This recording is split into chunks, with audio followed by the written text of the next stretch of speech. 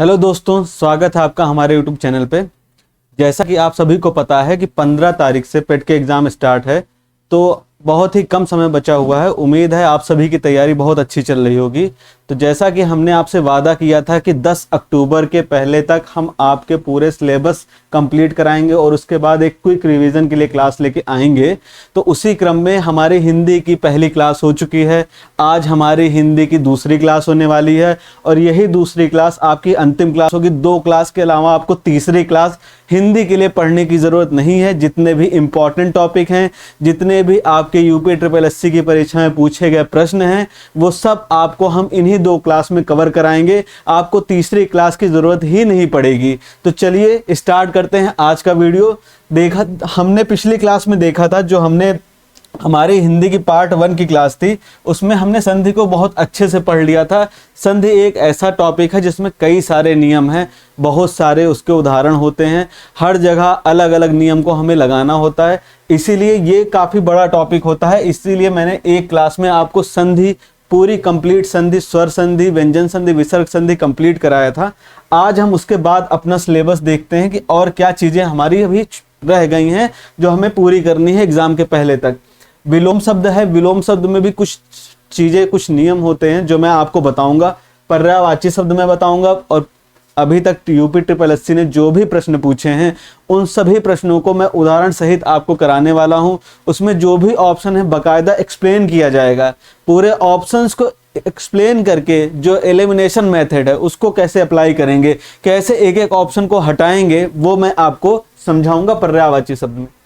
उसके बाद वाक्यांश के लिए एक शब्द। वाक्यांश के लिए एक शब्द आप जानते हैं कि जब आपको एक पूरा वाक्य दे दिया जाए और कहा जाए इसके अर्थ को आप एक शब्द में बदलिए, तो उसके लिए जो शब्द प्रयोग करेंगे वो वाक्यांश के लिए एक शब्द में ऐसे क्वेश्चंस को पूछा जाएगा।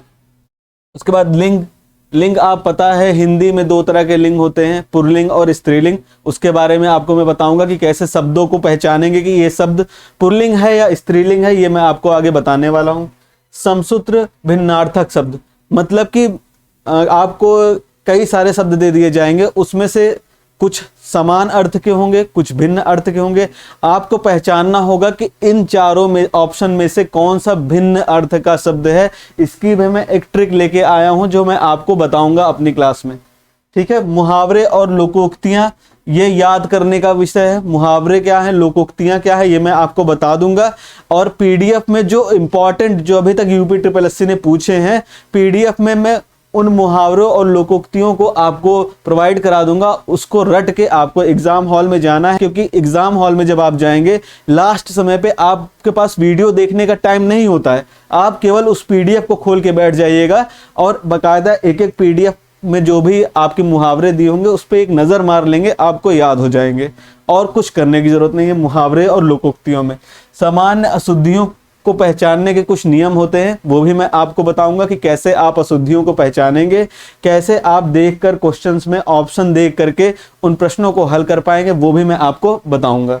उसके बाद लेखक और रचनाएं, ये भी याद करने का विषय है। कौन से लेखक हैं, किनकी कौन सी रचनाएं हैं, ये सब मैं आपको पीडीएफ में प्रोवाइड कराऊंगा। कौन सी रचना इंपॉर्टेंट है, कौन सी रचना एग्जाम में पूछी गई है और कौन सी रचना कितनी बार पूछी गई है, किसमें पुरस्कार प्राप्त हुआ है, वो सब मैं आपको एक पीडीएफ में प्रोवाइड करा दूंगा। ये भी आपका रटने का विषय है, इसको समझने और पढ़ने की जरूरत नहीं है। तो जो भी पढ़ने की, याद करने की चीजें हैं वो मैं आपको पीडीएफ के माध्यम से प्रोवाइड कराऊंगा।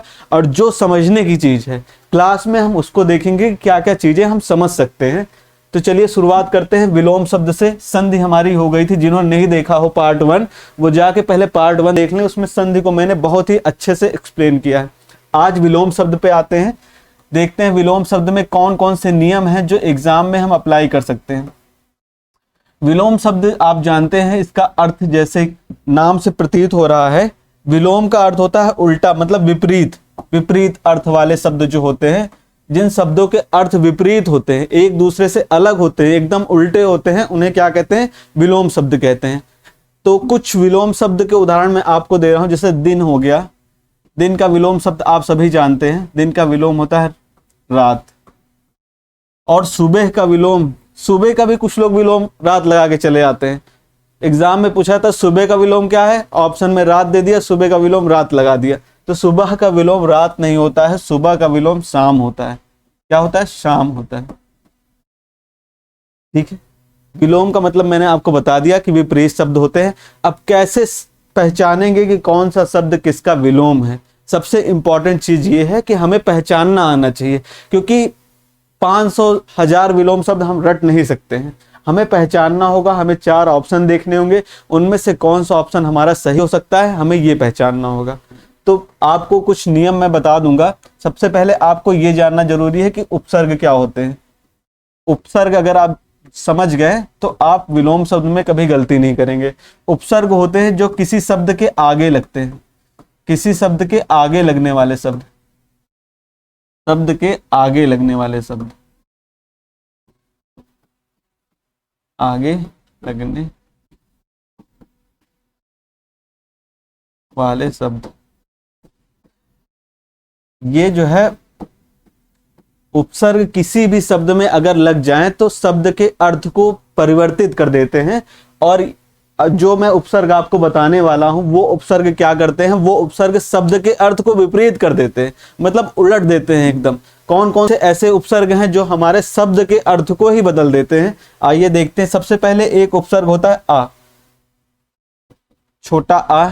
ये जब किसी शब्द के आगे लग जाता है तो ये अर्थ को क्या करता है? विपरीत कर देता है, विलोम कर देता है, मतलब एकदम उल्टा कर देगा अर्थ को। अब आप कहेंगे सर कैसे? तो मैं आपको उदाहरण देके बताता हूं। जैसे हमने लिखा है सामान्य, सामान्य लिखा, अब इसके आगे आप आ लगा दीजिए, आ लगा दिया और लिख दिया मैंने सामान्य, ये हो गया असामान्य। और इसने इसके अर्थ को क्या कर दिया? विपरीत कर दिया। सामान्य का अर्थ होता है साधारण, और असामान्य का होता है कि जो साधारण नहीं है। तो ऐसे आपने देखा कि आ उपसर्ग अगर किसी के आगे लग गया, किसी शब्द के आगे लग गया, तो उसके अर्थ को क्या कर देता है? विपरीत कर देता है। एक और उदाहरण मैं आपको देना चाहूंगा, हिंसा। हिंसा, हिंसा के आगे आप अगर आ लगा देते हैं तो ये अहिंसा हो जाता है। और अहिंसा का अर्थ होता है कि हिंसा ना करना। अहिंसा का अर्थ होता है हिंसा ना करना, मतलब मारपीट लड़ाई झगड़ा ये सब नहीं करने वाला। हिंसा का अर्थ होता है कि मारपीट लड़ाई झगड़ा करना, जो हिंसा करता है। तो आपने देखा कि उपसर्ग आ के लगने से हमारा अर्थ क्या हो जाता है? विपरीत हो जाता है। ठीक है, क्लियर है इतना? जल्दी से नोट कर लीजिए इसको। चलिए आगे देखते हैं और कौन कौन से उपसर्ग हैं हमारे। एक उपसर्ग होता है अप। अप, ये उपसर्ग भी जब आगे लग जाए किसी शब्द के, किसी शब्द के आगे जब ये उपसर्ग लग जाता है तो उसका भी अर्थ विपरीत हो जाता है। जैसे कौन कौन से शब्द होते हैं ऐसे? जैसे हमने लिख दिया यश। यश का मतलब आप सभी जानते हैं, यश का मतलब प्रसिद्धि, कीर्ति, ये सब होता है। तो यश के आगे अगर हमने अप लगा दिया, यश के आगे हमने अप लगा दिया, अपयश हो गया, अपयश हो गया। और अपयश का मतलब होता है कि जिसकी प्रसिद्धि ना हो, जिसकी कीर्ति ना हो, चारों तरफ जिसकी बुराई होती हो, वो क्या होगा? अपयश होगा। देखिए हमने एक उपसर्ग लगाया, पूरे अर्थ का ही एकदम विपरीत हो गया। तो ऐसे ही आप ऑप्शन में देख के पहचानेंगे कि किस ऑप्शन में हमारा उपसर्ग लगा हुआ है, और बाकी आपको याद ही करने की जरूरत है ही नहीं, केवल आप उपसर्ग देख के ही उत्तर को लगा पाएंगे। क्लियर है? और हम कुछ उपसर्ग के बारे में जानेंगे और कौन से उपसर्ग हो सकते हैं। जैसे एक उपसर्ग होता है निश। निश, इसमें ये आधा शा होता है। जब ये निश उपसर्ग भी लग जाता है तब भी अर्थ विपरीत हो जाता है। चलिए देखते हैं कौन कौन से ऐसे शब्द हो सकते हैं। जैसे काम है, काम के आगे आप निश लगाइए और देखिए इसका अर्थ क्या होता है। काम के आगे जब हम निश लगाते हैं तो ये हो जाता है निष्काम। निष्काम, काम का अर्थ है कर्म जो हम करते हैं, निष्काम का अर्थ है कि जो हम कर्म नहीं करते हैं। ठीक है, क्लियर है? और कौन से उदाहरण हो सकते हैं आप कमेंट बॉक्स में लिखिए। और कौन से उदाहरण निष् के हो सकते हैं, कि जैसे कार्य तो निष्कार, और सक्रिय, एक है सक्रिय। सक्रिय के आगे जब हम निश लगा देते हैं तो ये हो जाता है निष्क्रिय। निष्क्रिय। समझ रहे होंगे आप, बहुत ही आसानी से बिना याद किए आप विलोम शब्द लगा पा रहे होंगे। आपको याद करने की जरूरत ही नहीं है, आप केवल समझ के, केवल उपसर्गों को समझ के आप जो है विलोम शब्द कर पा रहे होंगे। एक उपसर्ग और याद कर लीजिए, इसके अलावा और कुछ नहीं पूछा जाएगा। एक उपसर्ग है हमारा वी, ये भी जब किसी के आगे लग जाता है तो अर्थ को विपरीत कर देता है। कैसे, आपको उदाहरण के माध्यम से मैं कराता हूं। हमारा लिखा है देश, देश अपना देश, भारत देश, और इसका अगर इसके आगे हमने वी लगा दिया तो ये हो गया विदेश। विदेश मतलब दूसरा देश, दूसरा देश, अर्थ हमारा बदल गया। क्लियर है? इतनी बातें समझ में आई कि विलोम शब्द कैसे करना है। ठीक है, अब आइए कुछ क्वेश्चंस पर, कुछ प्रश्नों पर चलते हैं जो यूपी ट्रिपल एससी एग्जाम आयोग ने कई सारे अपने एग्जाम्स में पूछे हैं। उनको देखते हैं और उनको हल करने का प्रयास करते हैं। एग्जाम में कैसे हमें पता चलेगा कि सही उत्तर कौन सा है। ज़्यादा समय क्योंकि नहीं बचा है, विलोम शब्द को रटने में हम ज़्यादा समय नहीं दे सकते हैं, इसीलिए चीज़ों को समझ के करना है कि एग्जाम में प्रश्न कैसे पूछे जाते हैं। एग्जाम आपकी समझदारी देखता है, वो आपका नॉलेज नहीं देखता। आप कितने ज़्यादा जानकार हैं, आपने कितना किताबें रट ली हैं, वो ज़्यादा एग्जाम में नहीं काम आएगा। ज़्यादातर आपकी समझदारी काम आएगी, क्योंकि एग्जाम में रट के आप कितना भी पढ़ लें, एग्जामिनर 70% क्वेश्चन ही ऐसे देता है जो नॉर्मल आपको किताबों में मिलेंगे। बाकी 30% एग्जामिनर आपकी समझ को चेक करता है कि आप कितने समझदार हैं। इसीलिए समझ के क्वेश्चन को हल करेंगे, प्रश्नों का उत्तर हम समझ से निकालेंगे। चलिए पहला प्रश्न देखते हैं। पहला प्रश्न है हमारा, उचित विलोम शब्द का चयन कीजिए। हमें विलोम शब्द का चयन करना है। प्रश्न को बहुत ही ध्यान से पढ़ना है। कभी कभी यहाँ पर लिखा होता है नहीं, विलोम शब्द का चयन नहीं कीजिए, मतलब जो विलोम नहीं है उसका चयन करना है। तो हम कंफ्यूज हो जाते हैं, नहीं पर ध्यान देते नहीं है, ऑप्शन में गलत टिक करके चले आते हैं। इसीलिए हमें प्रश्न को बहुत ही सावधानी से पढ़ना है। तो यहाँ हमें विलोम शब्द बताना है। किसका विलोम शब्द? अर्वाचीन का। अर्वाचीन का बताना है। अर्वाचीन का अर्थ होता है नवीन, इसका अर्थ होता है नवीन। अब नवीन का मतलब है नया। नवीन का मतलब क्या है? नया। बहुत से बच्चे जानते होंगे नवीन का मतलब होता है नया, नवीन वस्तु, नवीन कपड़े, तो ये सब इसका अर्थ होता है नया। तो अब नया का विलोम आप लोग ऑप्शन में देख पा रहे होंगे कि पहला तो लिखा है नवीन। नवीन विलोम शब्द होगा क्या? नवीन का विलोम नवीन होगा क्या? नहीं होगा, पहला नहीं है। दूसरा आदिकालीन, मतलब ये काल की बात कर रहा है, काल में तो हमें जाना ही नहीं है, इसलिए ये ऑप्शन भी सी नहीं होगा। तीसरा पाषाण कालीन, पाषाण काल में भी हमें जाना नहीं है, हमें काल से तो मतलब ही नहीं है, हमें नए पुराने से मतलब है, तो पाषाण काल भी नहीं होगा। बचा क्या? ऑप्शन नंबर बी प्राचीन। नवीन का विपरीत प्राचीन होगा, इसीलिए ऑप्शन नंबर बी हमारा राइट आंसर होगा। देखिए कैसे ना आते हुए भी हमने प्रश्न को केवल अपनी समझ से प्रश्नों को हल किया है। ठीक है, अगले प्रश्न पे आते हैं। ये यूपी ट्रिपल एससी ने देखिए पूछा है इस प्रश्न को। संयुक्त चिकित्सा सेवा परीक्षा 2015 में ये प्रश्न आया हुआ है। सिर्फ और सिर्फ यूपी ट्रिपल एससी के द्वारा पूछे गए प्रश्नों को ही हम लेके आएंगे, जिससे हमें फालतू की चीजें ना पढ़नी पड़े। एग्जाम क्या पूछ रहा है आपसे, केवल हमें वही जानने की जरूरत है। चलिए अगले प्रश्न पे आते हैं। बहुत ही जल्दी जल्दी करेंगे क्योंकि पढ़ना हमें बहुत है, समय कम है, इसलिए जल्दी जल्दी चीजों को देखेंगे। आप भी जल्दी जल्दी इन चीजों को समझेंगे। बर्बर का विलोम शब्द बताना है। बर्बर का विलोम शब्द क्या होगा?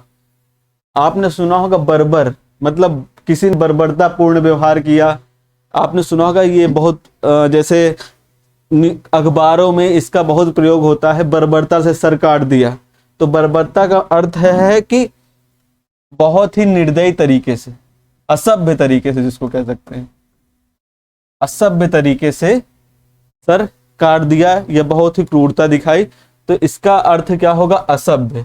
अब मैंने आपको बताया हुआ है कि उपसर्ग के लगने और उपसर्ग के हटने से हमारा क्या बनता है? विलोम शब्द बनता है। मैंने आपको आ उपसर्ग के बारे में भी बताया था कि इसके लगने और इसके हटने से हमारा विलोम शब्द बनता है। यहाँ पर हमने देखा आ उपसर्ग आया हुआ है, अब इस आ उपसर्गों को हम हटा देंगे तो क्या बचेगा, सभ्य बचेगा। ऑप्शन नंबर डी हमारा राइट आंसर होगा। देखिए कितनी आसानी से केवल उपसर्गों के खेल से हमने समझ लिया कि यहाँ पर विलोम शब्द क्या होगा, हमें किसी और चीज पर ध्यान देने की जरूरत ही नहीं है। चलिए इसका भी देख लेते हैं, दुर्बल का विलोम शब्द क्या होगा। दुर्बल मतलब कमजोर, दुर्बल का मतलब होता है कमजोर। जल्दी से आप लोग कमेंट बॉक्स में बताइए कि दुर्बल का विपरीत अर्थ क्या होगा। सुंदर का क्या होगा, असुंदर। इसमें भी हमने उपसर्ग को जोड़ दिया, असुंदर। उसके बाद निर्मल का बताइए जल्दी से क्या होगा, निर्मल का विलोम शब्द क्या होगा। तब तक मैं दुर्बल का आपको बता देता हूं, दुर्बल का विलोम होता है सबल। क्या होगा, सबल। कमेंट बॉक्स में जल्दी से बताइए निर्मल का क्या होगा। अगले प्रश्न पे आते हैं, ये भी किस यूपी ट्रिपल एससी गन्ना पर्यवेक्षक का एग्जाम हुआ था 2016 में, ये पूछा गया प्रश्न है। अगले प्रश्न पे आते हैं। अगला प्रश्न भी हमारा UP triple SC UDA LDA की भर्ती आती है जो अभी आने वाली है। पेट के एग्जाम के बाद आपके ये यूडीए एलडीए की भर्ती आएगी, इसलिए पेट में अच्छा स्कोर करना बहुत ही जरूरी है।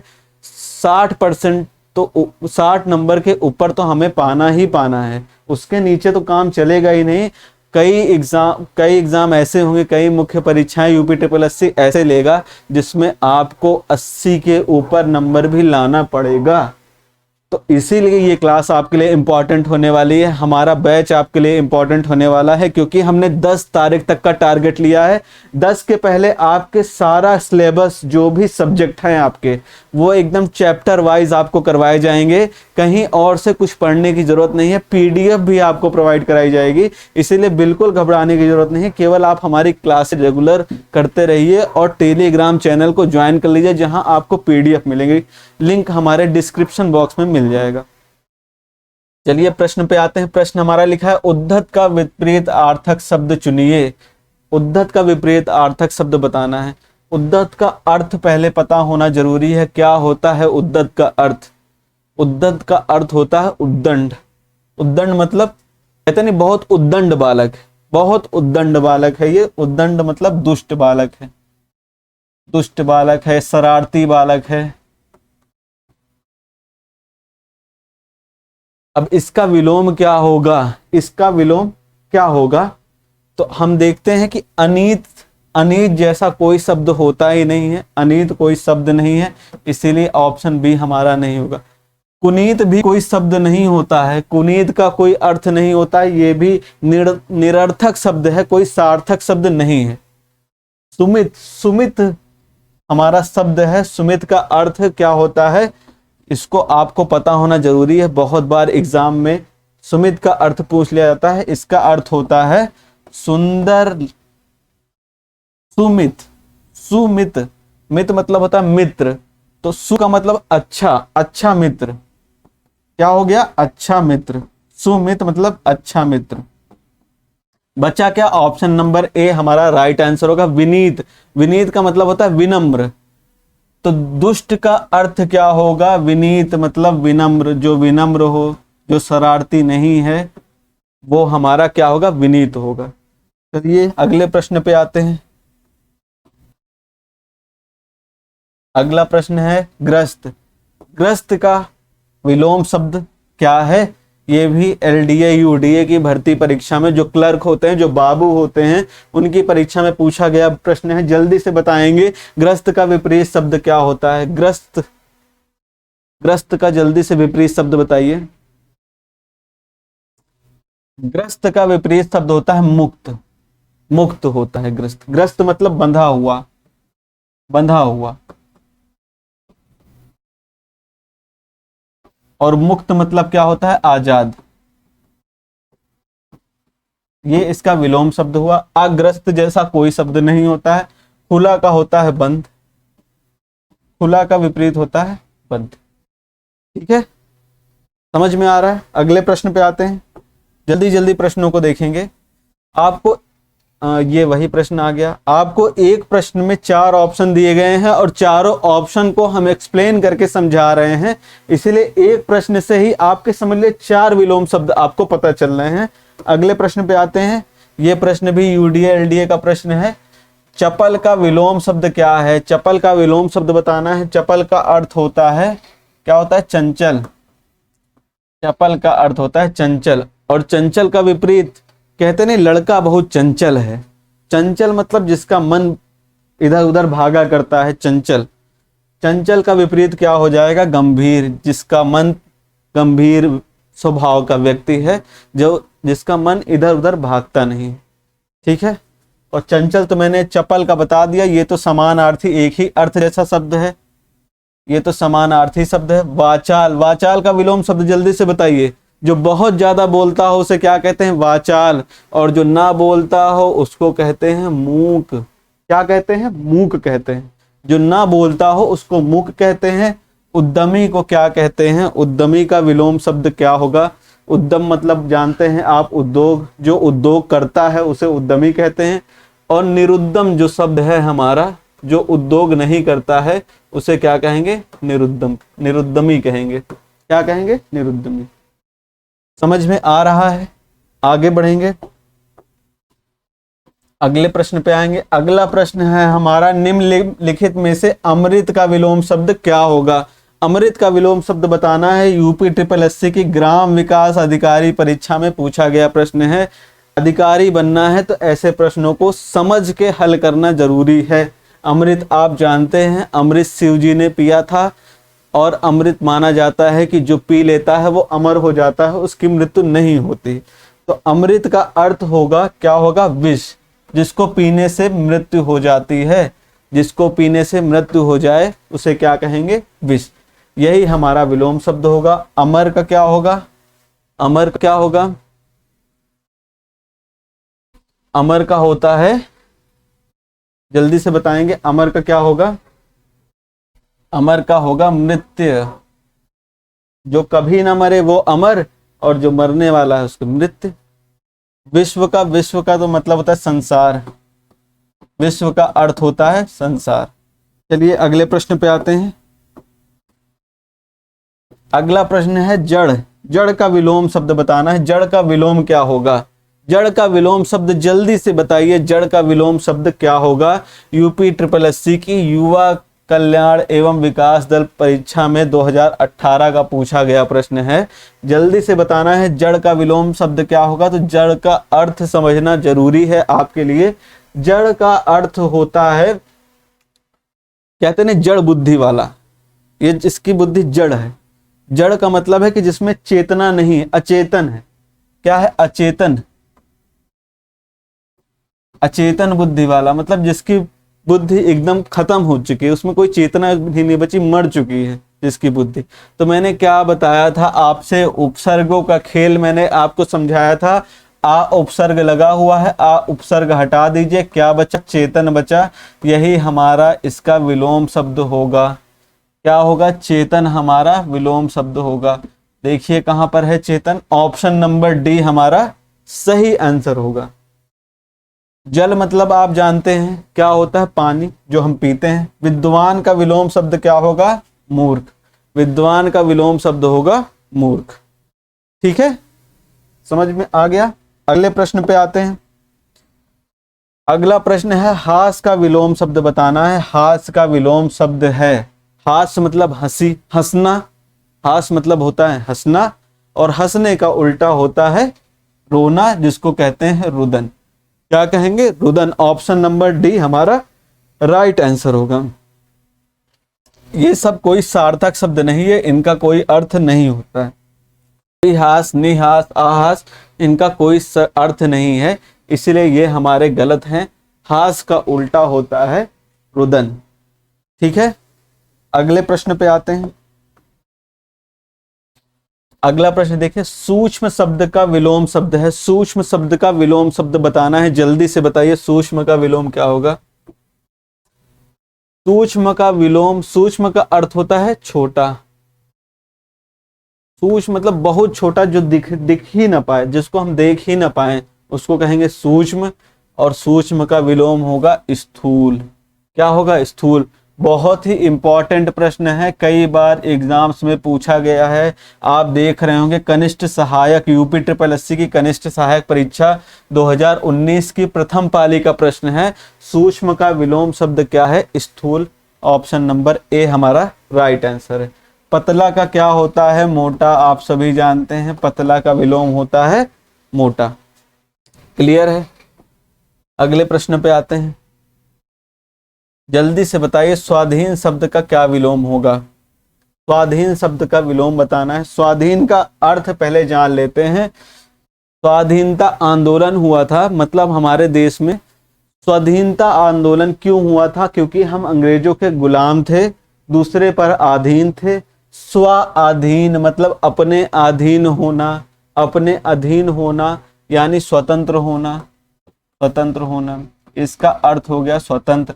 अब स्वतंत्र शब्द का विलोम क्या होगा? स्वाधीन शब्द का विलोम क्या होगा? स्वाधीन शब्द का विलोम होगा पराधीन। पराधीन, इसमें देखिए पर उपसर्ग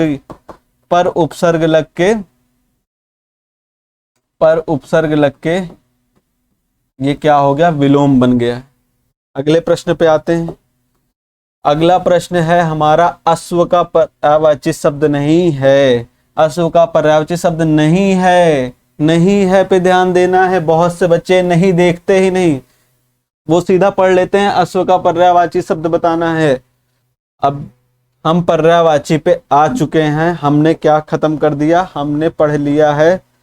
हमारा कौन सा चैप्टर समाप्त हो गया है? हमारा विलोम शब्द समाप्त हो गया है। विलोम शब्द हो गया है। विलोम शब्द अभी हमने पढ़ लिया है। अगला टॉपिक है पर्यायवाची शब्द। पर्यायवाची शब्द पे हम आ चुके हैं। देखते हैं एग्जाम में कैसे प्रश्न पूछे जाते हैं पर्यायवाची के ऊपर। पर्यायवाची आप सभी को पता होगा क्या होते हैं पर्यायवाची। जल्दी से बताइए पर्यायवाची शब्द क्या होते हैं? पर्यायवाची शब्द किसे कहते हैं? पर्यायवाची शब्द, पर्यायवाची शब्द, पर्यायवाची शब्द ऐसे शब्द होते हैं, ऐसे शब्द होते हैं जिनके अर्थ समान होते हैं। क्या होते हैं? समान अर्थ वाले शब्द। कैसे शब्द? समान अर्थ वाले शब्द। समान अर्थ वाले शब्द क्या होते हैं? पर्यायवाची शब्द होते हैं। पर्यायवाची शब्द होते हैं। उदाहरण जैसे जल्दी से उदाहरण बताइए। जैसे जल, जल का पर्यायवाची शब्द पानी। क्या होता है? पानी। ये दोनों के अर्थ क्या हैं? एक जैसे हैं, एक ही हैं। अग्नि, दूसरा उदाहरण लेते हैं अग्नि। अग्नि का पर्यायवाची आग। इन दोनों के अर्थ क्या हैं? समान हैं, एक ही हैं। तो पर्यायवाची शब्द का मतलब होगा एक ही अर्थ वाले शब्दों को बताना। विलोम शब्द में क्या करते थे? हम उल्टे अर्थ को बताते थे। पर्यायवाची शब्द में हम एक ही जैसे शब्दों के अर्थ को बताएंगे। चलिए आते हैं अपने प्रश्नों की ओर जो एग्जाम में पूछे गए हैं, जो हम कर रहे थे। अश्व का पर्यायवाची शब्द नहीं है। यहां पूछा पर्यायवाची शब्द नहीं है, जो पर्यायवाची नहीं है उसे बताना है। और अश्व मतलब क्या होता है? घोड़ा। ये आपको पता होना जरूरी है कि अश्व का मतलब क्या होता है? घोड़ा। ठीक है, अब देखते हैं घोड़े के पर्यायवाची कौन सा नहीं है। तरंग, घोड़ा तो मैंने आपको बता दिया, घोड़ा पर्यायवाची होता है। घोटक भी पर्यायवाची होता है भी पर्यायवाची होता है। तुरंग, क्या लिखा है? तरंग। तरंग पर्यायवाची नहीं होता है घोड़े का। तरंग का अर्थ होता है लहर। आपने समुद्रों में देखा होगा लहरों को उठते हुए, उसे क्या कहते हैं? तरंग। और अगर घोड़े का पर्यायवाची आपको बताना है वो होता है तुरंग। क्या होता है? तुरंग। तुरंग का अर्थ होता है घोड़ा।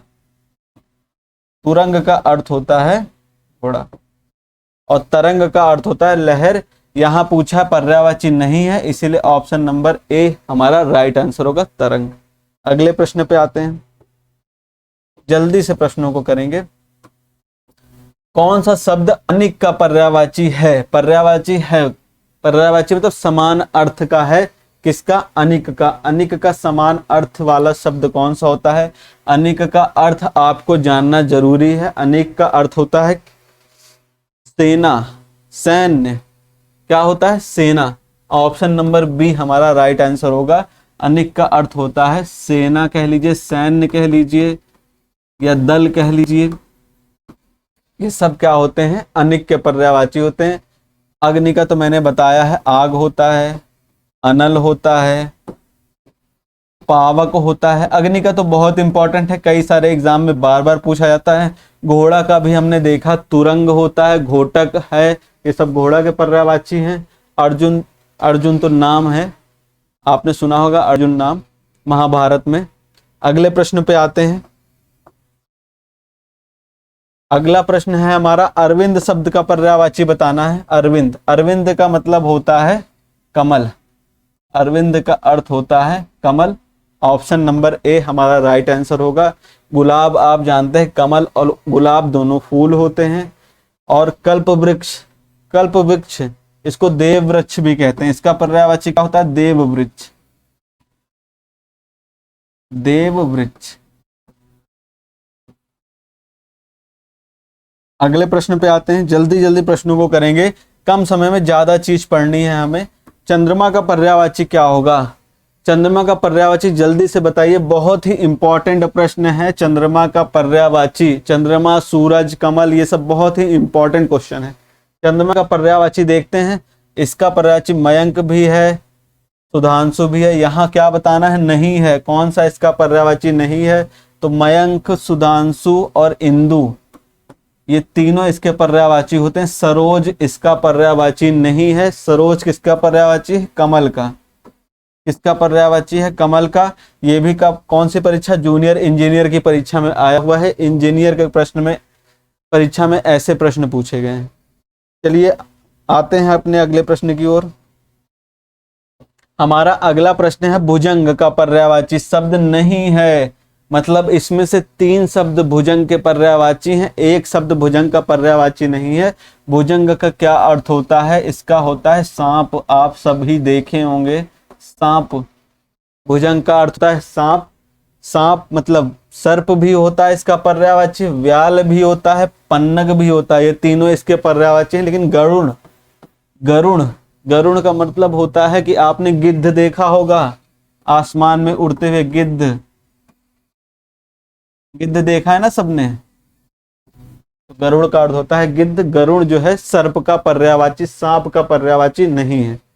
अगले प्रश्न पे आते हैं। धूसर का पर्यायवाची बताना है। धूसर का पर्यायवाची बताना है। विधानसभा रक्षक के एग्जाम में ये आया हुआ प्रश्न है। धूसर का जल्दी से पर्यायवाची बताइए। धूसर का पर्यायवाची क्या होगा? धूसर का पर्यायवाची क्या होगा? जल्दी से बताना है कमेंट बॉक्स में, धूसर का पर्यायवाची क्या होगा? गजवदन का होता है जिसका शरीर किसके जैसा है? हाथी के जैसा है। गज मतलब हाथी होता है, जिसका शरीर हाथी के जैसा है। तो ऐसा कौन है? ऐसे हमारे गणेश जी हैं। गणेश जी को हम क्या कहते हैं? गजवदन कहते हैं। गणेश जी, जो गणेश भगवान हैं हमारे, उनको हम क्या कहते हैं? गजवदन कहते हैं। धूसर का पर्यायवाची जल्दी से बताइए। धूसर का पर्यायवाची क्या होगा? कमेंट बॉक्स में आप इस प्रश्न को बताएंगे, धूसर का पर्यायवाची क्या होगा। अगले प्रश्न पे आते हैं। अगला प्रश्न है हमारा, गंदा, मैला, मलिन शब्द के पर्यायवाची हैं। ये किस शब्द के पर्यायवाची हैं? गंदा, मैला, मलिन, इन सब का अर्थ एक ही होता है। और वो क्या है? इनमें से कौन से उसका पर्यायवाची है? तो उसका पर्यायवाची होता है क्या? पंकिल। पंकिल मतलब होता है कीचड़। क्या होता है? कीचड़। पंकिल मतलब होता है कीचड़। तो ये कीचड़, गंदा, मैला, मलिन, ये सब इसके पर्यायवाची हैं। और जो कीचड़ होता है, कीचड़ में उगने वाला फूल कौन सा है? कीचड़ में उगने वाला फूल है कमल। कौन सा है? कमल। कीचड़ में उगने वाला फूल है कमल। इसीलिए कमल को हम क्या कहते हैं? पंकज। पंकज, पंकज क्या है हमारा? कमल का पर्यायवाची है। क्योंकि पंकिल क्या होता है, कीचड़, और कीचड़ में उगने वाला है कमल, इसीलिए पंकज किसका पर्यायवाची है, कमल का। अगले प्रश्न पे आते हैं। कौन सा शब्द सूर्य का पर्यायवाची है, जल्दी से बताइए। सूर्य का पर्यायवाची शब्द नहीं है। मार्तंड सूर्य का पर्यायवाची है, पतंग सूर्य का पर्यायवाची है, और मरीच सूर्य का पर्यायवाची है। केसरी, केसरी सूर्य का पर्यायवाची नहीं है, इसलिए ऑप्शन नंबर कौन सा हमारा राइट आंसर होगा, ऑप्शन नंबर सी, डी हमारा राइट आंसर होगा। जूनियर इंजीनियर के परीक्षा में आया हुआ प्रश्न है। अगले प्रश्न पे आते हैं। अगला प्रश्न है हमारा, जो अपने स्थान या स्थिति से अलग ना किया जा सके। अब हम कहाँ पे आ गए हैं, वाक्यांश के लिए एक शब्द। अपने तीसरे टॉपिक पे हम आ चुके हैं, वाक्यांश के लिए एक शब्द। इसमें आपको एक वाक्य दे दिया जाएगा और उसको एक शब्द में आपको बताना होगा कि उसका मतलब क्या है। जैसे यहाँ पर लिखा, जो अपने स्थान या स्थिति से अलग ना हो, जो मतलब जहाँ है वहीं रहे, उसको हम क्या कहेंगे, अच्युत कहते हैं, अच्युत कहते हैं। ये सब आपको रटने होंगे, पीडीएफ हमारे टेलीग्राम ग्रुप में मिल जाएगी, जल्दी से आप वहां जाएंगे। आपको 50 प्रश्न हम वन वर्ड जिसको कहते हैं वाक्यांश के लिए एक शब्द, वो हम प्रोवाइड करा देंगे। आप वहां से जाके चीजों को याद कर सकते हैं। अटल का मतलब जिसको टाला ना जा सके, अटल का मतलब जिसको टाला ना जा सके। अटूट मतलब होता है जिसको तोड़ा ना जा सके। पेपर में आ जाए जिसको तोड़ा ना जा सके तो आप क्या कहेंगे, अटूट। और अदेय, अदेय कोई शब्द नहीं है। ग्राम विकास अधिकारी की परीक्षा में आया हुआ प्रश्न है। अगले प्रश्न पे आते हैं। अगला प्रश्न है हमारा, किसी वस्तु को व्यवहार में लाना, किसी वस्तु का प्रयोग करना। कहते नहीं, किसी वस्तु को व्यवहार में लाया तो उसका प्रयोग किया।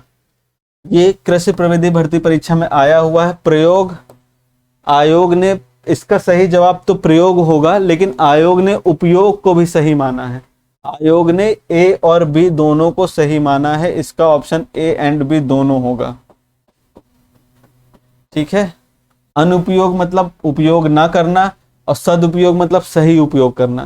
तो यहां पर लिखा तो है नहीं कि सही उपयोग किया कि गलत उपयोग किया, बस केवल उपयोग किया। तो प्रयोग और उपयोग दोनों इसका सही जवाब होगा। अगले प्रश्न पे आते हैं। अगला प्रश्न है हमारा, किसी वस्तु को व्यवहार में लाना, ये तो हो गया। अगला प्रश्न है जीने की इच्छा। जीने की इच्छा बहुत ही इंपॉर्टेंट प्रश्न है, कई बार एग्जाम में आया हुआ है। ग्राम पंचायत अधिकारी पुनर्परीक्षा 2016 का प्रश्न है।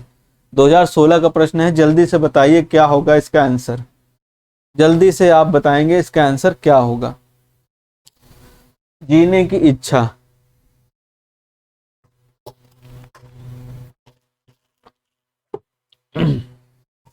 जीने की इच्छा, ऑप्शन नंबर बी हमारा राइट आंसर होगा। जिजीविषा। क्या होगा, जिजीविषा।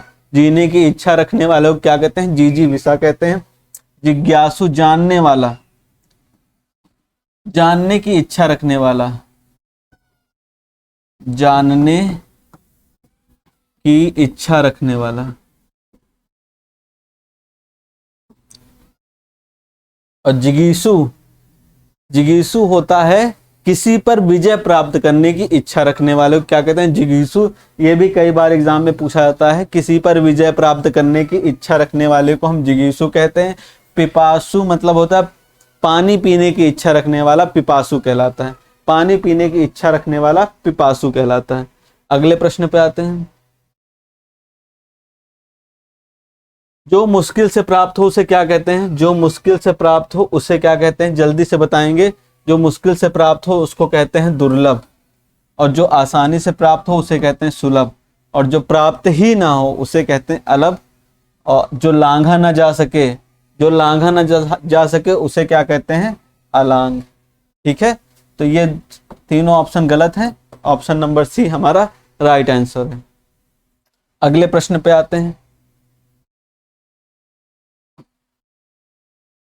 अगला प्रश्न है हमारा, सही विकल्प का चयन करना है। वाक्यांश के लिए एक शब्द देखते हैं कौन सा है। आदि से अंत तक। आदि मतलब बहुत पहले जो शुरू हुआ हो, और अंत तक मतलब जहां अंत हो वहां तक। तो इसको क्या कहेंगे, इसको कहेंगे अद्दोपांत। अद्दोपांत मतलब होता है आदि से अंत तक। ऑप्शन नंबर बी हमारा राइट आंसर होगा। अनादि मतलब होता है बहुत ही प्राचीन, समकालीन का मतलब होता है कि उसी समय का, जो समय चल रहा, जो काल चल रहा, उसी समय को क्या कहेंगे, समकालीन। यूपी ट्रिपल एससी के मंडी परिषद परीक्षा में आया हुआ प्रश्न है। अगले प्रश्न पे आते हैं। अगला प्रश्न है, जिसकी कोई उपमा न दी जा सके उसे क्या कहेंगे, अनुपम। देखिए यहाँ पर उपमा की बात की जा रही, यहाँ पर भी पम आया है, इसीलिए ऑप्शन नंबर। कई बार हमें समझदारी भी दिखानी होती है, केवल प्रश्न से हम उत्तर पे आ जाते हैं, इसीलिए शब्दों का ज्ञान होना बहुत ही जरूरी है। जिसकी उपमा ना दी जा सके, अनुपम। ज्ञानी जिसको ज्ञान हो, अल्पज्ञ जिसको ज्ञान नहीं है, अनुयायी जो किसी के पीछे पीछे चले, अनुयायी, अनुसरण करना, फॉलो करना, अनुयायी कहते हैं उसको। युवा कल्याण विकास दर परीक्षा यूपी ट्रिपल एससी में आया हुआ प्रश्न है। अगले प्रश्न पे आते हैं। अगला प्रश्न है हमारा, पूरब और उत्तर के बीच की दिशा। पूरब और उत्तर के बीच की दिशा बहुत ही इंपॉर्टेंट प्रश्न है ये, डबल स्टार लगा के लिख लीजिए। यूपी ट्रिपल एससी की ग्राम विकास अधिकारी परीक्षा में पूछा गया प्रश्न है ये, कि पूरब से पश्चिम के बीच की दिशा क्या होती है। जल्दी से बताएंगे, बहुत ही आसानी से ये प्रश्न मैं आपको समझाऊंगा। देखिए, ये आप सभी जानते हैं, ऊपर क्या होता है, उत्तर, नीचे होता है दक्षिण, इधर होता है पूरब और इधर होता है पश्चिम। ठीक है, अब क्या पूछा है, पूरब और उत्तर के बीच की दिशा। ये उत्तर है, ये पूरब है, इसके बीच की दिशा ये, और इसको क्या कहते हैं, ईशान। इसको कहते हैं ईशान। ठीक है, और उसके बाद नीचे आता है दक्षिण और पूरब, इसके बीच की दिशा को क्या कहेंगे, ईशान। ऑप्शन नंबर बी इसका सही जवाब, तो ऑप्शन नंबर बी हो गया। दक्षिण और पूरब के बीच की दिशा को हम क्या कहते हैं, आग्नेय। क्या कहते हैं, आग्नेय। Option number A, option number A. दक्षिण और पूरब के बीच की दिशा को क्या कहते हैं, आग्नेय। उत्तर और पश्चिम के बीच की दिशा को कहते हैं वायव्य। वायव्य, option number C, option number C. उसके बाद पूरब और दक्षिण के बीच की दिशा को क्या कहेंगे हम, नैऋत्य। क्या कहते हैं, नैऋत्य। Option number D. समझ में आया। उत्तर पूरब पूछा जाए तो ईशान, दक्षिण पूरब पूछा जाए तो आग्नेय, उत्तर पश्चिम पूछा जाए तो वायव्य, और दक्षिण पूरब पूछा जाए तो नैऋत्य। ठीक है, अगले प्रश्न पे आते हैं। जल्दी जल्दी प्रश्नों को करेंगे, समय ज्यादा नहीं है। बिना पलक झपकाए, इसके लिए एक शब्द क्या होता है, बिना पलक झपकाए, निर्निमेष। क्या होगा, निर्निमेष। ठीक है, अगले प्रश्न पे आते हैं। अगला प्रश्न है हमारा, निम्नलिखित में से स्त्रीलिंग शब्द कौन सा है। अब हमारे 3 टॉपिक खत्म हो चुके हैं। विलोम शब्द खत्म हो गया, उसके बाद पर्यायवाची शब्द समाप्त हो गया है, और वाक्यांश के लिए एक शब्द समाप्त हो गया है। अब हमारा टॉपिक शुरू हुआ है लिंग। लिंग मैंने आपको बताया है, हिंदी में 2 प्रकार के होते हैं। कई बार ये प्रश्न भी एग्जाम में आया है कि हिंदी में कितने प्रकार के लिंग होते हैं, तो 2 प्रकार के। और संस्कृत में कितने प्रकार के होते हैं, 3 प्रकार के। हिंदी में तो पुल्लिंग और स्त्रीलिंग, ये 2 लिंग होते हैं, लेकिन संस्कृत में पुल्लिंग, स्त्रीलिंग और एक लिंग और आता है नपुंसक लिंग। ये 3 तरह के लिंग होते हैं, किसमें, संस्कृत में। तो यहाँ हिंदी की बात हो रही है, इसलिए हमें 3 तरह की चीजों को नहीं पढ़ना है। हमारे केवल 2 ही लिंग होंगे, पुल्लिंग और स्त्रीलिंग, जिन्हें हमें एग्जाम में कैसे प्रश्न आते हैं उन्हें देखना है। तो सबसे पहले पहला प्रश्न देखेंगे। पहला प्रश्न हमारा, निम्नलिखित में से स्त्रीलिंग शब्द कौन सा है। अब हम कैसे जानेंगे कि कौन सा शब्द स्त्रीलिंग है, कौन सा शब्द पुल्लिंग है।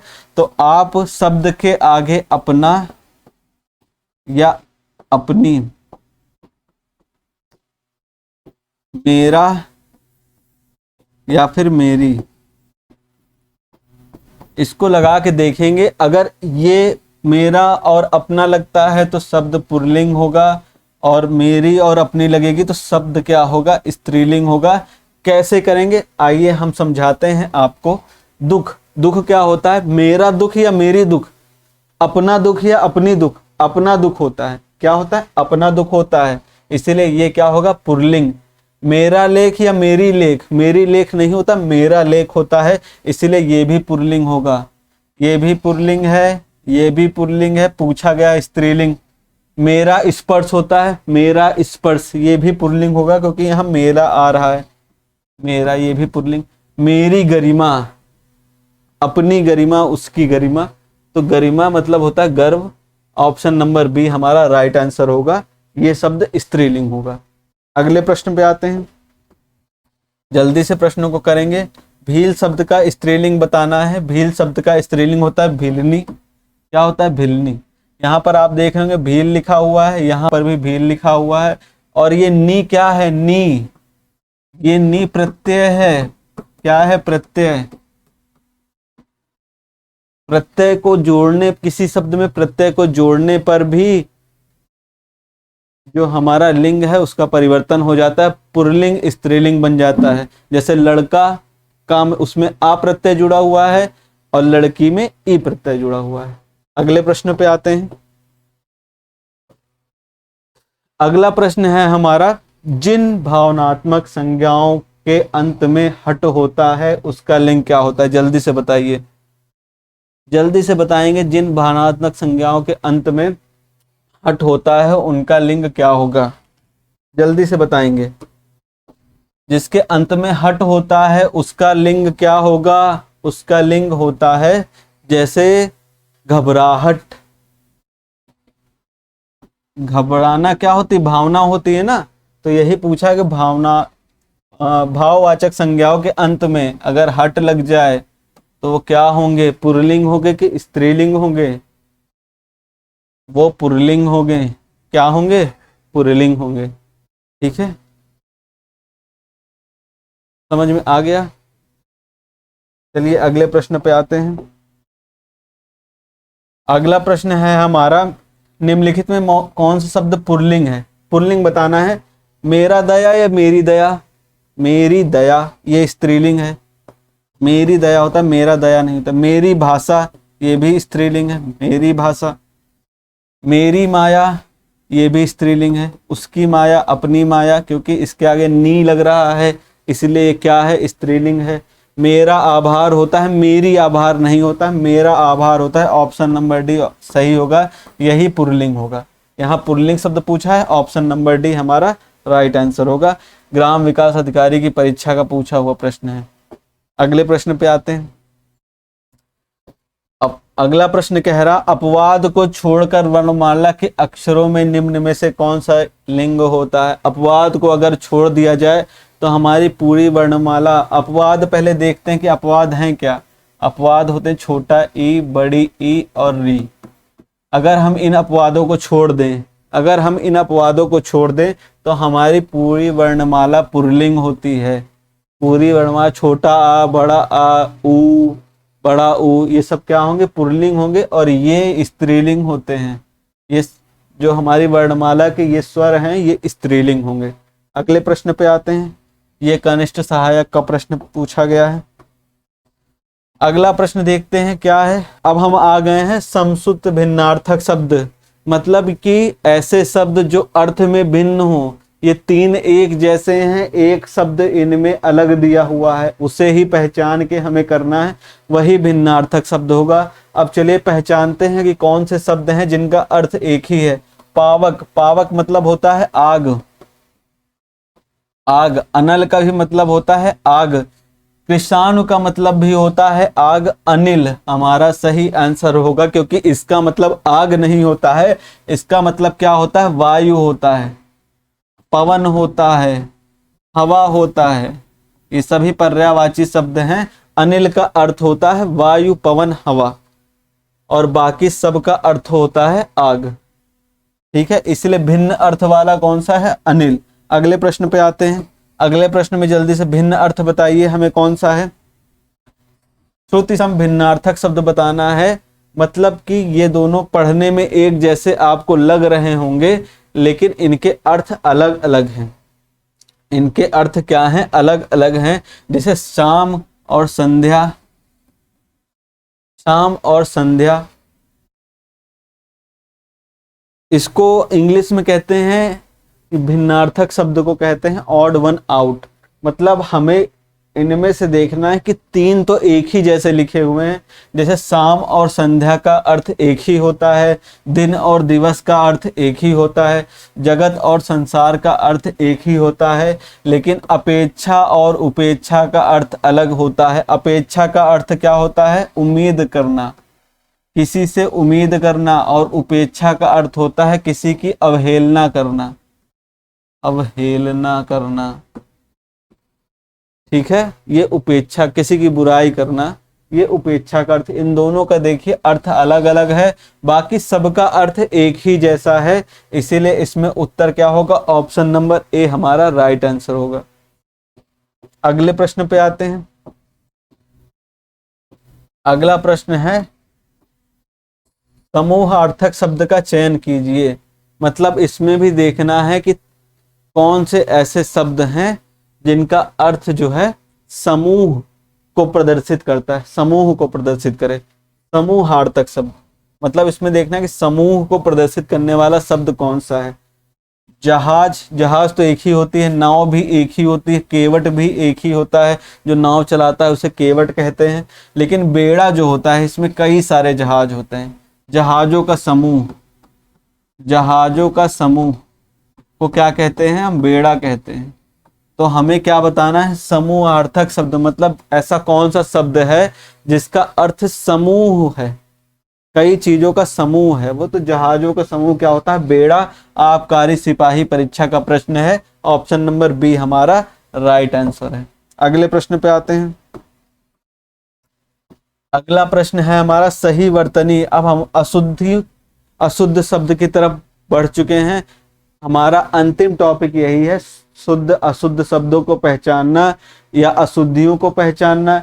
अशुद्धियां वाक्य में भी दी हुई हो सकती हैं, अशुद्धियां शब्दों में भी दी हुई हो सकती हैं, तो हमें पहचानना है। पहले शब्द में देखते हैं, वर्तनी का अर्थ होता है कि सही नहीं लिखा हुआ है। ये शब्द सही नहीं लिखा हुआ है, हमें चयन करना है कि इनमें से कौन सा शब्द क्या है? सही है। सही वर्तनी, सही स्पेलिंग लिखी हुई है। इमला आप सबने पढ़ा होगा, इमला दिया होगा, तो इमला में जो आपकी गलतियां होती हैं तो क्या कहते हैं कि वर्तनी में अशुद्धि हुई है। अब यहाँ पर हमें क्या बताना है कि सही वर्तनी वाला शब्द कौन सा है, जिसकी वर्तनी सही लिखी है, वो हमें बताना है। तो अवनति नहीं होता है, ये होता है अवनति। अवनति ये शुद्ध है। मुश्किल नहीं होता, इसमें आधा शाह होता है, मुश्किल होता है। यहां पर मातृभूमि नहीं होता, मातृभूमि होता है। ऑप्शन नंबर बी हमारा राइट आंसर होगा। श्रृंगार ऐसे ही लिखा जाता है। ऑप्शन नंबर बी हमारा राइट आंसर होगा। कई बच्चे प्रश्न में ऐसे श्रृंगार को टिक करके आते हैं, ये हमारा गलत है। एग्जामिनर भी कई बार ऑप्शन में श्रृंगार को ऐसे देता है जिससे बच्चे गलत करके आए। सही श्रृंगार ऐसे लिखा जाता है। क्लियर है? अगले प्रश्न पे आते हैं। अगला प्रश्न भी इसमें शुद्ध वर्तनी का चयन करना है। ये बहुत इंपॉर्टेंट क्वेश्चन है, कई बार एग्जाम में पूछा गया है। इसका पुल्लिंग स्त्रीलिंग में भी प्रयोग होता है कि कवि का स्त्रीलिंग क्या होगा, और वर्तनी में भी कई बार पूछा जाता है कि शुद्ध रूप इसका क्या होगा। तो चलिए शुद्ध रूप बताइए। कवित्री का शुद्ध रूप ऑप्शन नंबर सी हमारा राइट आंसर होगा। आबकारी सिपाही परीक्षा में पूछा गया है, ऑप्शन नंबर सी। कई बच्चे लगा के आते हैं ऑप्शन नंबर सी, लेकिन सही जवाब क्या होगा? Option number D. ये ई की मात्रा वा के ऊपर नहीं होती, कवित्री नहीं होता है, कवित्री होता है। कवि का स्त्रीलिंग क्या होता है? कवित्री। ऑप्शन नंबर डी हमारा राइट आंसर होगा। यही शुद्ध लिखा हुआ है, बाकी सब अशुद्ध लिखे हुए हैं, बाकी सब अशुद्ध लिखे हुए हैं। अगले प्रश्न पे आते हैं। अगला प्रश्न है हमारा, निम्नलिखित शब्दों में से शुद्ध शब्द को पहचानिए। जल्दी से शुद्ध शब्द को पहचान के बताना है। आशीर्वाद गलत लिखा हुआ है, इसका शुद्ध रूप होता है आशीर्वाद, ये रा यहां पर लगेगा। अध्ययन का होता है, इसमें भी या एक और आ जाता है, ये इसका शुद्ध रूप है। ऊनी का शुद्ध रूप बड़ा ऊ होता है, यहाँ पर आजीविका हमारा सही आंसर होगा, ये सही तरीके से लिखा हुआ है। युवा कल्याण विकास दल अधिकारी परीक्षा में पूछा गया प्रश्न है। क्लियर है? चलिए अगले प्रश्न पे आते हैं। अगला प्रश्न है प्रधानमंत्री के भाषण की, अब देखिए इसमें एक वाक्य दे दिया है, बीच में अंडरलाइन कर दिया गया है और उस अंडरलाइन शब्द का हमें क्या बताना है, सही वर्तनी बतानी है। जल्दी से इसका सही वर्तनी बताएंगे। प्रधानमंत्री के भाषण की श्रुतलिपि उसने उसी समय ले ली। श्रुतलिपि जल्दी से बताइए कैसे लिखा जाएगा। श्रुतलिपि नहीं होता, श्रुतलिपि होता है। ऑप्शन नंबर डी हमारा राइट आंसर होगा। जल्दी से अगले प्रश्न पे आते हैं। अगला प्रश्न है हमारा, भग्गू नाम का एक शेर था, वह बहुत ही दुष्चरित्र का व्यक्ति था, मतलब दुष्ट व्यक्ति था। और अंडरलाइन क्या है, मतलब ये सही नहीं लिखा हुआ है, इसको हमें सही करके लिखना है। तो इसका सही आंसर कौन सा होगा? ऑप्शन नंबर सी हमारा राइट आंसर होगा। दुष्चरित्र में बड़े ऊ की मात्रा नहीं होती है, छोटे ऊ की मात्रा होती है। दुष्चरित्र में छोटे ऊ की मात्रा होती है। आशुलिपिक का आया हुआ प्रश्न है। अगले प्रश्न पे आते हैं। अब हम वाक्यों की तरफ आ गए हैं। ऐसे प्रश्न एग्जाम में बहुत पूछे जाते हैं। लेखपाल की परीक्षा में भी हमने देखा ऐसे ही 2 प्रश्न आए हुए थे और बच्चे गलत करके आए एग्जाम में। आइए देखते हैं इन प्रश्नों को कैसे हल करते हैं। शुद्ध वाक्य का चयन करना है। जैसे आप आम बोलचाल की भाषा में शब्दों का प्रयोग करते हैं, बस वैसे ही शब्दों का प्रयोग करना है। आयुष और ऋचा बाजार गई नहीं होगा, आयुष और ऋचा बाजार गए होगा। क्या होगा? गए। इसीलिए पहला हमारा गलत है। शुद्ध वाक्य का चयन करना है। चलिए देखते हैं शुद्ध कौन सा है। राह चलते दोनों में तकरार हो गई। हाँ, ये सही लग रहा है, सही हो सकता है। आगे देखते हैं। इस कहानी को एक स्त्री लेखिका तो खुद ही स्त्री वर्ड है, मतलब स्त्रीलिंग वर्ड, स्त्रीलिंग शब्द है लेखिका। यहाँ पर स्त्री लिखना जरूरी नहीं था। इस कहानी को एक लेखिका ने लिखा, इससे भी बात का अर्थ समझ में आ रहा था, इसीलिए लेखिका स्त्री को लिखना जरूरी नहीं था। सी ऑप्शन भी हमारा गलत होगा। डी, बच्चे ने कहा पापा आ गई, पापा आ नहीं गई, पापा आ गए होता है, इसलिए ये भी गलत है। ऑप्शन नंबर बी हमारा राइट आंसर होगा। कनिष्ठ सहायक की परीक्षा में पूछा गया प्रश्न है, राह चलते दोनों में तकरार हो गई। ऐसे ही देखेंगे, सारे ऑप्शंस को देखना है और अशुद्धियों को दूर करते चले जाएंगे। जो हमारा शुद्ध वाक्य होगा आपको उसमें एक भी अशुद्धि नहीं मिलेगी। अगले प्रश्न पे आते हैं। अगला प्रश्न देखते हैं। अगला प्रश्न है हमारा, निम्नलिखित में से शुद्ध वाक्य का चयन कीजिए। शुद्ध वाक्य का चयन करना है। गंदा पानी उबाल कर पिए, गंदा पानी उबाल कर पिए। इसमें हाँ अशुद्धियां तो नहीं दिख रही। पड़ोसी ने मुझे स्वतंत्रता दिवस की बधाई दिया, बधाई दिया नहीं बधाई दी होता है, ये हमारा गलत हो गया। यमुना का पानी गंदा और प्रदूषित है, गंदा और प्रदूषित का अर्थ तो एक ही होता है, गंदा होगा तभी प्रदूषित होगा, इसीलिए ऑप्शन नंबर सी हमारा गलत है। बच्चा लोग क्रिकेट खेलता है, क्रिकेट खेलता नहीं खेलते हैं, क्या है? क्रिकेट खेलते हैं, इसीलिए ऑप्शन नंबर डी गलत है। ऑप्शन नंबर ए हमारा राइट आंसर होगा। गंदा पानी उबाल कर पिए, ये हमारा शुद्ध वाक्य होगा। कनिष्ठ सहायक की परीक्षा 2019 जिसका अभी हाल ही में फाइनल रिजल्ट आया है, बहुत से बच्चे इस परीक्षा में सिलेक्शन ले लिए हैं। अगर आप भी चाहते हैं तो ध्यान से चीज़ों को समझेंगे और एग्जाम में आराम से प्रश्नों को हल करके आएंगे। चलिए अगले प्रश्न पे आते हैं। अगला प्रश्न है हमारा, निम्नलिखित में से शुद्ध वाक्य का चयन करना है। शुद्ध वाक्य का चयन करिए भाई जल्दी से। पढ़ते हैं शुद्ध वाक्य क्या है। ऑफिस में हर एक और प्रत्येक की चर्चा हो रही थी। हर एक और प्रत्येक का अर्थ क्या होता है? हर एक और प्रत्येक का अर्थ एक ही होता है, इसीलिए ऑप्शन नंबर ए हमारा गलत है। दूसरे पे आते हैं। भूस्खलन से सैकड़ों घर तबाह हो गए। भूस्खलन से सैकड़ों घर तबाह हो गए, इसमें अभी कोई अशुद्धि नहीं है। अगले पे देखते हैं। यह आदमी सबकी राज जानता है, सबकी नहीं होता सबका होता है, सबका राज जानता है, सबका। ठीक है, इसीलिए ये भी गलत है। बीज अंकुरित होने वाली है, नहीं वाला होता है, अंकुरित होने वाला है, इसलिए ये भी गलत है। ऑप्शन नंबर बी हमारा राइट आंसर है, कनिष्ठ सहायक की परीक्षा में आया हुआ प्रश्न है। अगले प्रश्न पे आते हैं। अगला प्रश्न देखते हैं क्या है। निम्नलिखित में से शुद्ध वाक्य का चयन करना है।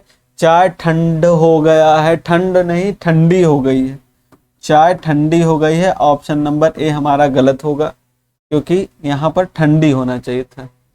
हलवा गरम गरम अच्छी लगती है, अच्छी नहीं अच्छा लगता है, इसीलिए ये भी गलत है। पकने से पहले जामुन हरी होती है, पकने से पहले जामुन हरी होती है,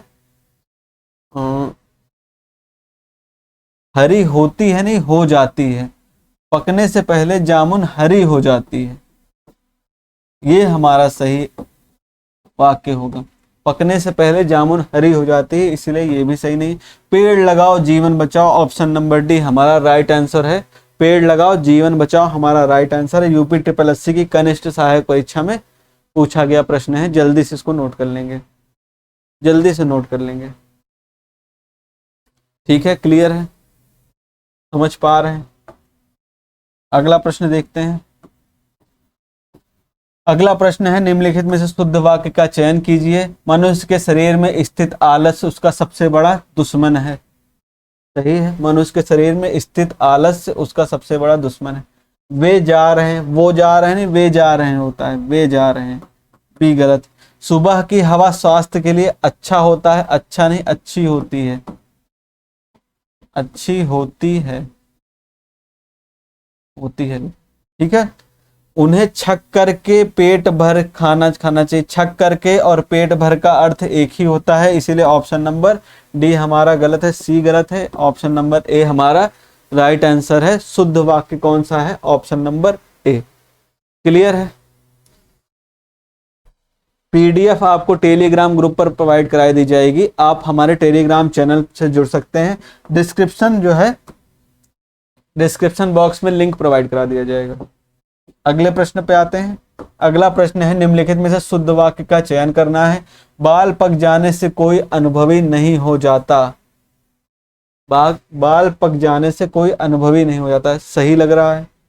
बाल पक जाने से लोग अनुभवी हो जाता है, हो जाते हैं होगा यहाँ, इसलिए गलत है। बाल पक जाने से ही लोग अनुभवी होता है, होते हैं होगा, इसलिए गलत है। बाल पक जाने से लोगों का अनुभव बढ़ते हैं नहीं बढ़ता है, यहाँ पर बढ़ता होगा, बढ़ता, इसलिए ये भी गलत है। ऑप्शन नंबर ए हमारा राइट आंसर है। कनिष्ठ सहायक की परीक्षा में पूछा गया प्रश्न है। जल्दी से अपने अगले प्रश्न पे आते हैं। अगला प्रश्न है, निम्नलिखित में से अनुपयुक्त शब्द, निम्नलिखित में से अनुपयुक्त शब्द प्रयोग संबंधी अशुद्धि किस वाक्य में है। मतलब हमें बताना है अशुद्धि किस वाक्य में है, अशुद्ध बताना है कौन सा है। अभी तक हम शुद्ध बता रहे थे, अब अशुद्ध बताएंगे। उसने आसन ग्रहण किया, ये शुद्ध है।